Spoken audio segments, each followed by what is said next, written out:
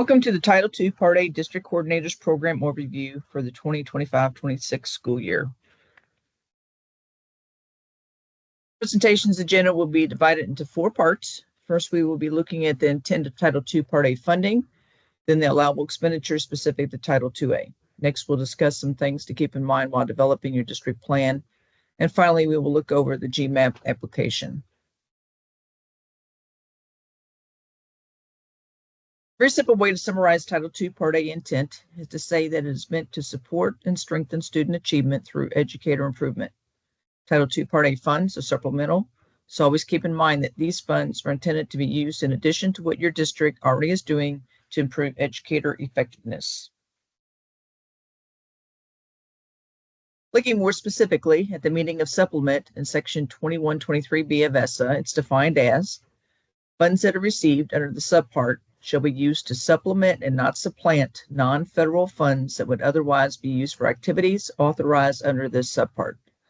Very simple interpretation of that is that you should use these funds to add to what you already do instead of replacing them. Because Title II Part A funds are meant to be used above and beyond what the district currently does to support effective instruction, a good way to evaluate the activities in terms of supplementing versus supplanting is to ask a few questions to help guide your district plan. The first question to ask is if the activity or initiative is reasonable, meaning is the cost practical and realistic, and is it based on prudent and sound purchasing practices? The second question to ask is if the expenditure is allocable, meaning are these funds going to be distributed for a particular purpose that benefits your program, and are the funds distributed proportionally for an allowable activity? Does the cost align with the intent of Title II Part A? A third question to consider is if the expenditure is necessary, meaning is the activity or expenditure essential for implementing a needs-based activity for the district? As always, have a plan in place for how each expenditure will be documented. All expenditures and activities that are funded through any federal program should have clear data and documented evidence to support both the need and effectiveness of the expenditure.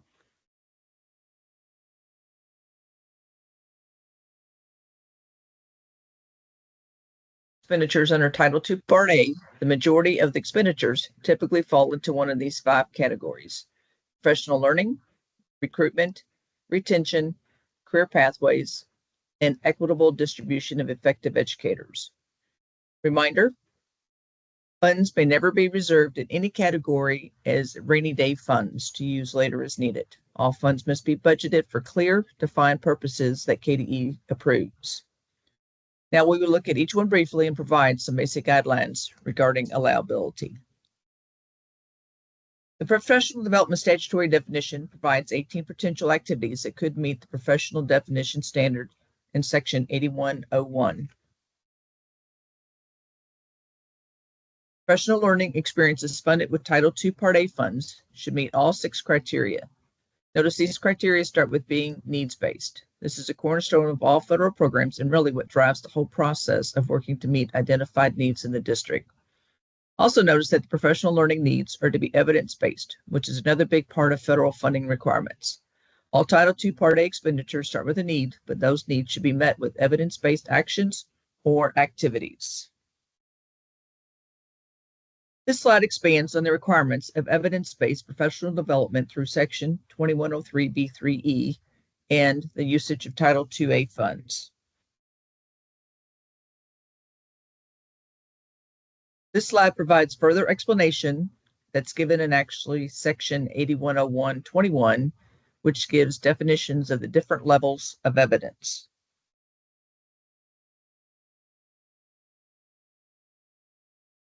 Teacher recruitment and retention are very closely related, but can also stand alone based on the needs of your district.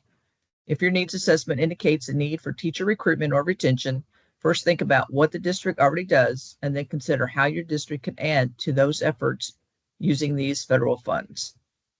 Title II Part A funds may be used to support additional recruitment efforts and strategies, such as funding support programs or supporting paraeducators in getting their certification. Likewise, think about retention in the same way. If this is a need in your district, think about how funds can be used to supplement what the district already does to keep effective teachers. This may be paying fees associated with national board certification or other opportunities for growth.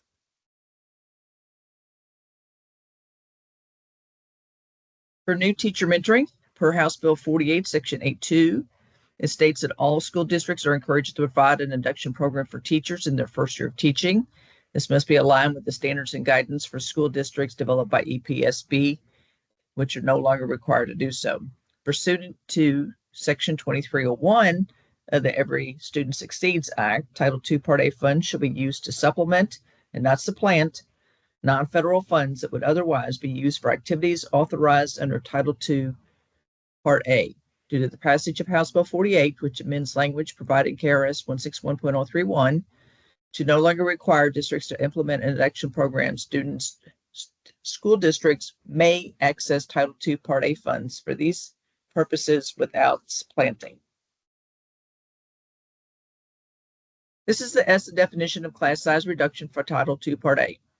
This says that funds may be used to reduce class size to a level that is evidence-based to the extent that the state, in consultation with local education agencies in the state, determines that such evidence is reasonably available to improve student achievement through the recruiting and hiring of additional effective teachers.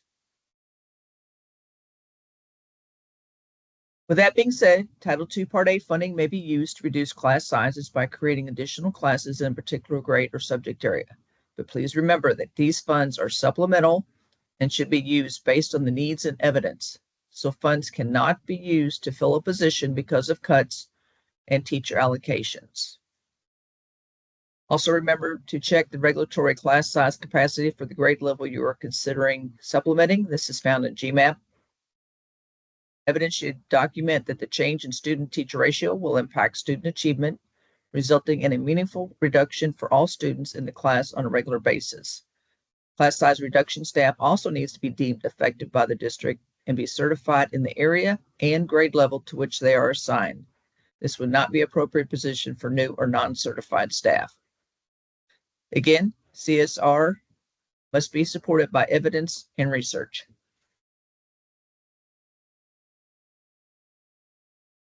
To help assist in improving clarity in the GMAP statement, this has been revised to read as describe as Title II Part A addresses the needs listed in the Consolidated School Improvement Plan. If CSR staff are funded, identify the student-teacher ratio before adding and after adding the CSR teacher, and supply the course or grade taught by each CSR staff. Creating optional career pathways for teachers is another allowable use of Title II Part A funds. These pathways are for teachers who want to advance in their careers but who do not want to leave the classroom. This might include stipends or salaries for instructional coaches, teacher leaders who collaborate with administrators, or lead decision-making groups or teachers who provide professional learning for other staff in their area of expertise. On the left are a few examples of allowable expenditures that we typically see in district applications. Likewise, we see expenditures that are not allowable. We wanted to specifically mention these expenditure requests and why they are unallowable. These activities are all very important in the education of a child, but many of these are normal district functions, meaning curriculum assessment and data work will occur with or without federal funds. However, providing guidance for staff on how to use curriculum assessments and data to improve instruction is allowable under Title II Part A as long as it is reasonable and meets an identified need.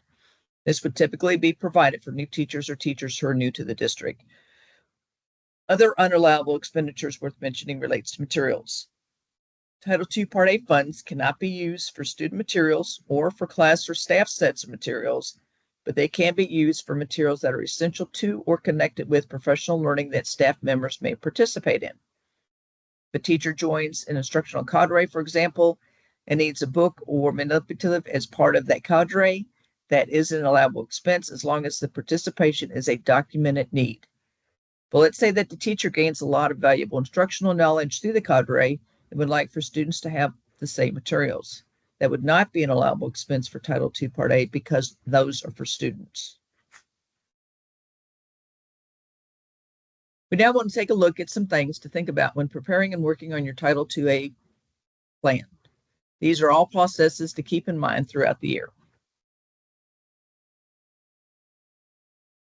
The first thing to consider is how you plan your Title II Part A program. Planning is such an important part of the program. Also, developing and using a needs assessment will help clarify those questions. There's a very basic needs assessment and planning tool in the Title II Part A handbook, which can be found also on the Title II Part A webpage on KDE.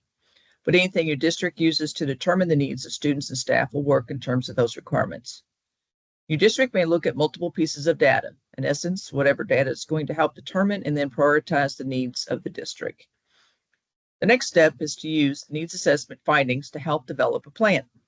How can you use Title II Part A funds to supplement what's already being done to improve the district's areas of need?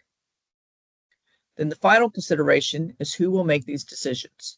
Federal law does require that all shareholders be involved in the decision-making process related to spending Title II Part A funds.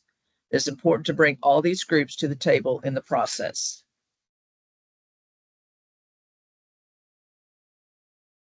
We mentioned the importance of questioning expenditure reasonability and necessity earlier. The district can prepare and provide the data to shareholders. These are some questions to ask as you are developing your plan. What are our needs? What funding sources are available to help brainstorm priorities? What strategies will be used? What have we been doing? What have we done before? What worked and what didn't? And how can we improve? Basically, to keep those ideas flowing in terms of where we are now, where do we want to go, and how will we get there?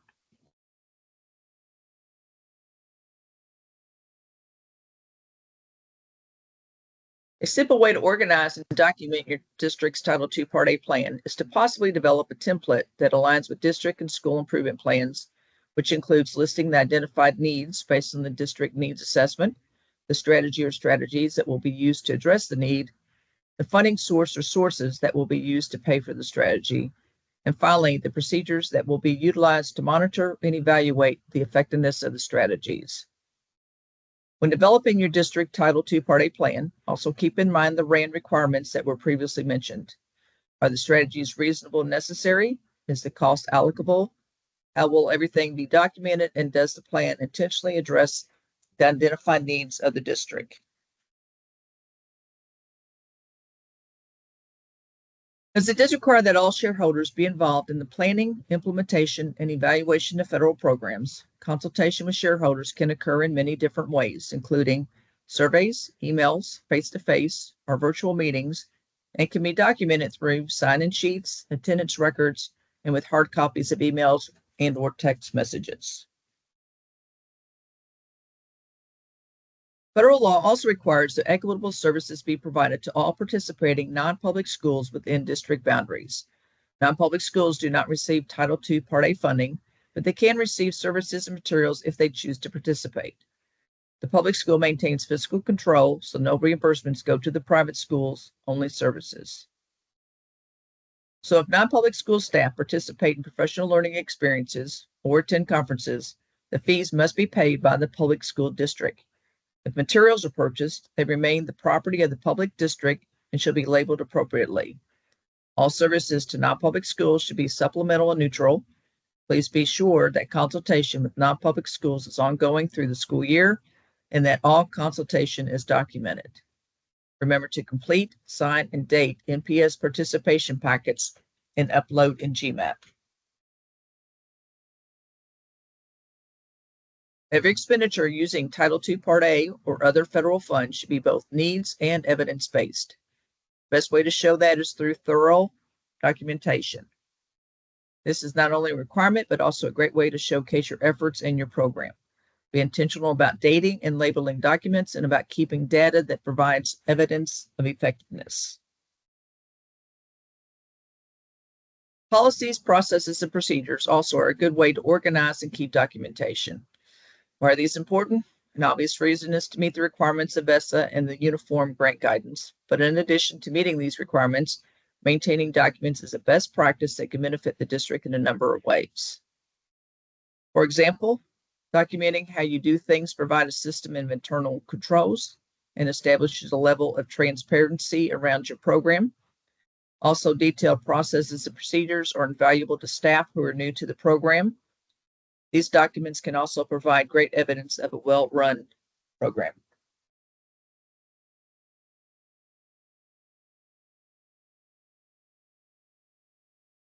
A good place to start is with writing down what you're already doing and then going from there.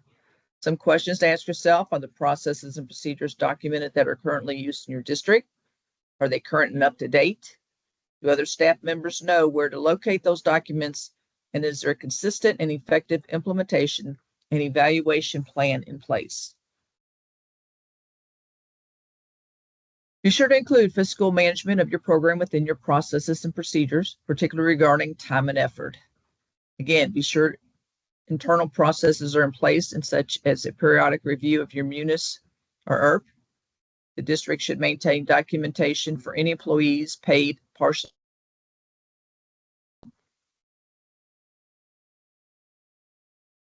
to support the allocability, veracity, and accuracy of the work performed. Records should include the time, amount, and percentage worked directly with Title II Part A programs.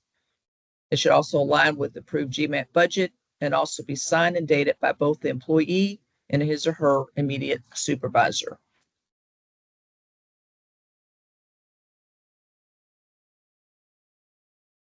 Collaboration to keep in mind when planning the use of Title II Part A funds.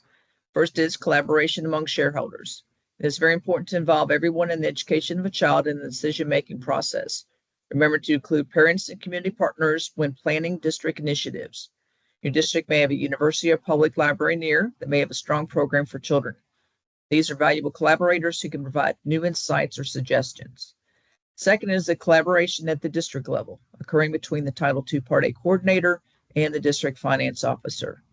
It's very important to work together to make sure that the expenditure requests and budgets align, as well as the budget and munis ERP codes. One of the main things we do see when looking at applications are often differences in set-asides and budget. Collaboration between the finance officer and the district Title II coordinator can be a big benefit to the application process and also the Title II Part A effectiveness within the district. Federal law does require that state agencies monitor districts' use of federal funds, and although notification of being monitored is not always considered to be a positive thing, we truly do consider monitoring to be an opportunity to meet with you in person and celebrate the work that is being done in your district.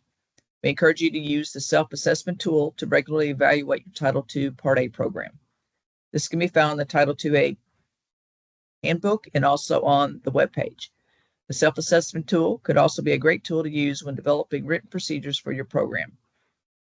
Within the document, there's not only a list of areas of compliance, but also included within each regulation is a list of possible pieces of evidence that could be used to document how funds are being used in each area.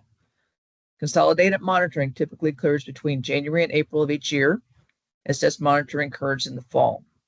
For Title II Part A, we look at four main areas shown here: teacher certification, program development, implementation and evaluation, financial management, and equitable services. More specifically, within teacher certification, we look to ensure that all teachers are appropriately certified, that parents are aware of how to request teacher qualification information, and that teachers are made aware of anyone that has been teaching 4 more consecutive weeks that may not have appropriate certification. Programmatically, we look to see that Title II Part A funded activities are based on identified needs, that the program is being implemented consistent with the approved GMAP application, and that the program is evaluated regularly for effectiveness. Financially, we look to see the expenditures align with munis, and for equitable services, we look to ensure that there is two-way communication between participating non-public schools and the district. This is just a suggested timeline for Title II Part A activities. It is fairly flexible and can be adjusted to meet the needs of your district. Typically in the winter or early spring, a district needs assessment is developed with input from all shareholders. Also during this time, participation letters are sent to non-public schools. During the spring, consultation with the participating non-public schools occur. It's also a good time to schedule regular meetings through the entire school year. In late spring or summer is when GMAP applications are completed and submitted in GMAP. Districts with approved consolidated applications may begin spending new fiscal funds in July of that year. This is also a good time to schedule regular times within the district to evaluate Title II Part A spending and implementation. Final allocations are released in the fall. These are calculated and uploaded into GMAP, and at that time, districts will need to submit revised applications. Based on the final allocation, this is also a good time to check in with shareholders, your non-public school administrators, and then schedule time to review your Title II Part A expenditures with the district finance officer. Okay, finally, we'll look at the GMAP application. These are the sections you will see in GMAP.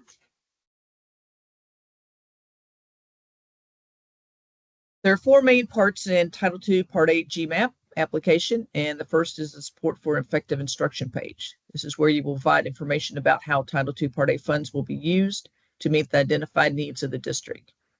We ask that you provide concise but clear narratives. This can also include bulleted statements that describe the current needs of the district, how Title II Part A funds will be used to address the identified needs, how the district supports the professional growth of teachers, and how data is used to update and improve the activities that are funded through Title II Part A. Remember, what you have in your budget must be covered on this narrative page. Also on the support for effective instruction page, there are three sections. In the first section, please provide a concise narrative that describes how schools with the highest needs, which includes any TSI or CSI schools in the district, how they will be prioritized, along with verification that all shareholders have been consulted during program planning and that funds are being used to supplement and not supplant other funds.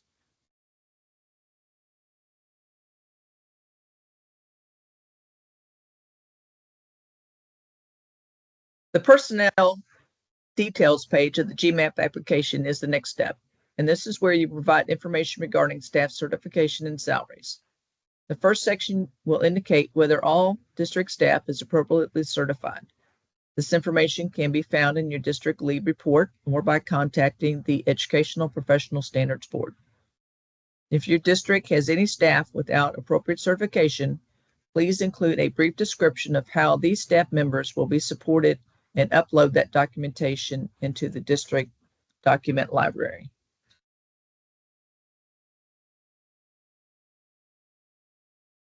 The remaining sections on this page are for information regarding any staff that are paid fully or partially from Title II Part A funds.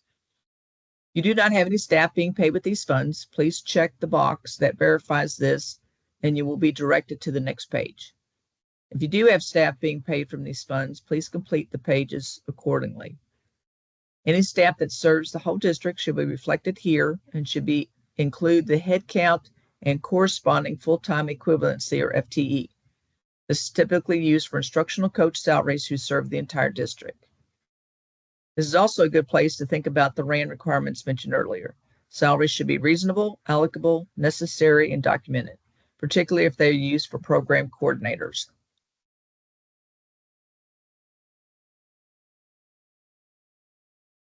The last paragraph, the last part of personnel page is for reporting Title II Part A funded staff who work in one specific school. If you use instructional coaches or class size reduction that work in a specific school who are paid partially or fully from Title II Part A funds, you will provide that information here. There's a drop-down feature that will have all the schools within your district preloaded, so you have the ability to enter information for any school in the district.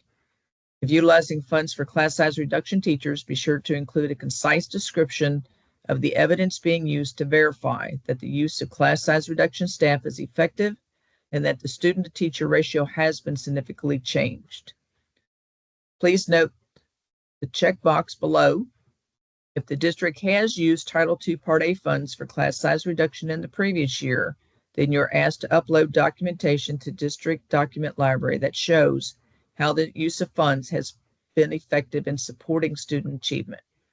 Assurance documentation should also be uploaded into the district document library that verifies any class size reduction staff has been deemed effective by the district prior to being hired.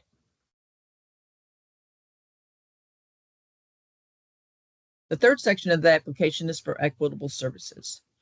If your district does not have any participating non-public schools, you can check the box that indicates this and you will be directed to the next page. If your district does have participating private schools, please enter the information on this page. GMAP will calculate the amount once you enter the enrollment information. The last page of the application is the budget page. You will complete this page for both the district and for participating non-public schools. After choosing the category of either public or non-public budget, you will select the appropriate object code for the expenditure. The drop-down list includes only allowable codes for Title II, Part A. The next drop-down is where you will indicate your set aside by using the appropriate tag. Tags indicate how the allocation is budgeted at the district or school level, and then the purpose of the expense. If you notice the example in the screenshot, this line item is for certified salary. If this were someone who serves the whole district, such as an instructional coach, it would be tagged as district-professional learning coach. If it was a salary for a coach that only worked in one school, it would be tagged as school instructional coach. The narrative box is where the description should be provided on how the budgeted funds will address the current identified needs. Please be concise but explicit in the narrative to clearly explain what the expenditure is for and how it aligns to an identified need.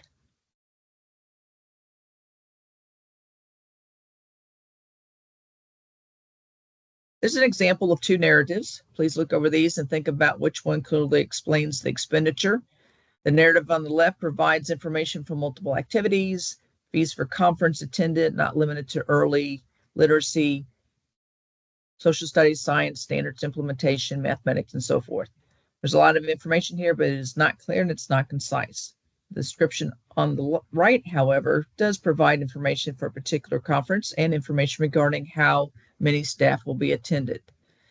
Although it is brief in nature, it does provide more clarification on how the district will be utilizing these registration fees in the example rather than just holding them for something that comes along.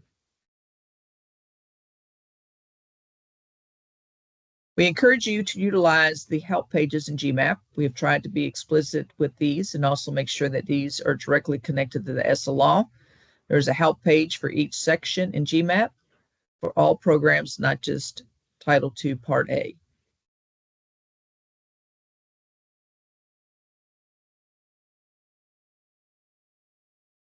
There are also other features in the KDE resources that may be helpful when completing your application. These are some considerations to think about when preparing and submitting your GMAP application. Has the application been completed based on the current needs of the district? Do expenditures align with the identified needs? Do expenditures align with the district and school improvement plans? Do the budget narratives clearly explain the expenditures? Are the expenditures budgeted in GMAP allowable under Title II, Part A? Do the narratives align with the allowable codes? And then has collaboration occurred with the district finance officer? It's worth noting that allowable doesn't always mean approvable. Allowable simply means that the most recent non-competitive federal funding matrix lists the object code as an allowable expense under the program. Approvable, however, does include the RAND principles that were mentioned earlier. It should be reasonable, not excessive in amount. It should be allocable and meet the intent of the program. It should be necessary and essential for carrying out the program. And then it should be documented that it does support an identified need and is included in the approved application. These are common application revision requests that we get. Sometimes they are not aligned, meaning that the information provided on the support for effective instruction page does not align with the expenditures on the budget page. Sometimes we need additional information. Class size reduction staff, there should be an assurance document and effective evidence uploaded to the document district library. There should be an assurance that the shareholder input has been received with the plan and that the equitable services consultation package should be uploaded to GMAP as well.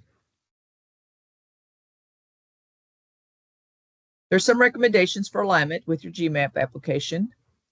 We do recommend that GMAP and MUNIS are reviewed together at least quarterly to ensure that funds are both aligned and being expended in a timely manner. We also recommend that this regular alignment be included in internal controls, processes, and procedures within the district.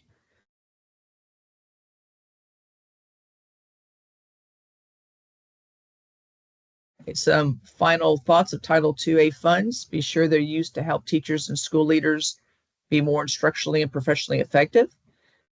Be sure they're used to recruit, support, and retain effective staff to best meet student needs. And be sure they're used to connect effective teachers with students who have the highest needs. We tried our best to keep the Title II Part A webpage accurate and up to date. We always recommend that you utilize the information in the Title II Part A handbook.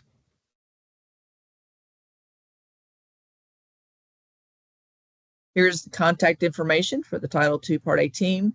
Please do not hesitate to call on us for any reason, and we look forward to working with you during the upcoming school year.